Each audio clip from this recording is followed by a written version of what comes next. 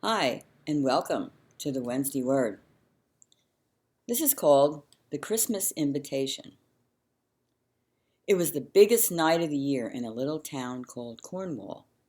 It was the night of the annual Christmas pageant. It was an especially big deal for the children in town. They get to try out for the roles in the Christmas story, and everybody wants a part. Which leads us to the problem of Harold.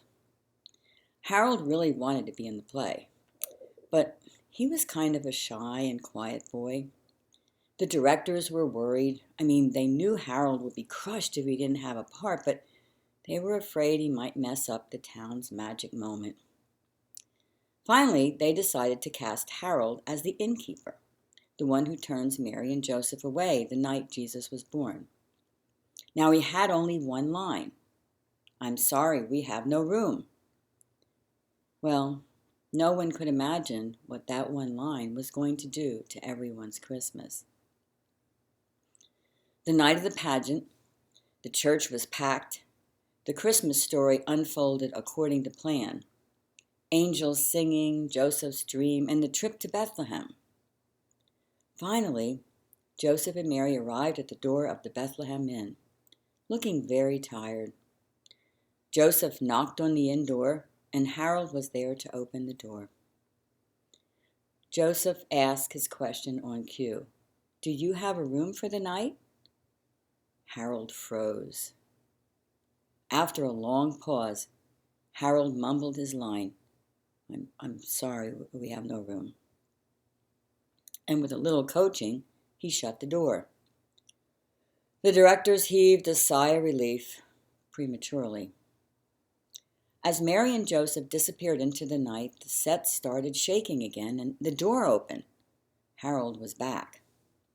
And then, in an unrehearsed moment that folks would soon not forget, Harold went running after the young couple, shouting as loud as he could, "Wait, don't go, Joseph. Bring Mary back. You can have my room." I think little Harold may have understood the real issue of Christmas better than anyone else there that night. How could he leave Jesus outside? He had to make room for Jesus. And that may be the issue for you this Christmas. What will you do with this Son of God who came to earth to find you? Jesus is the one who makes a trade, who trades his throne room for a stable, and the praise of angels for human mockery. This is the Creator who gives himself on a cross. The Bible gives us the only appropriate response. The life I now live, I live by faith in the Son of God who loved me and gave himself for me. Galatians 2:20. You look at what Jesus did to pay for your sin on that cross, and you say those life-changing words: "For me," for us. Jesus is at your door this Christmas. Maybe he's been knocking for a long time. All your life, even the events of the last few months, have been to prepare you for this crossroads moment with Jesus, your Savior. Don't leave him outside any longer. Open the door this Christmas day. Allow Jesus to have your room, your life. Have a blessed week.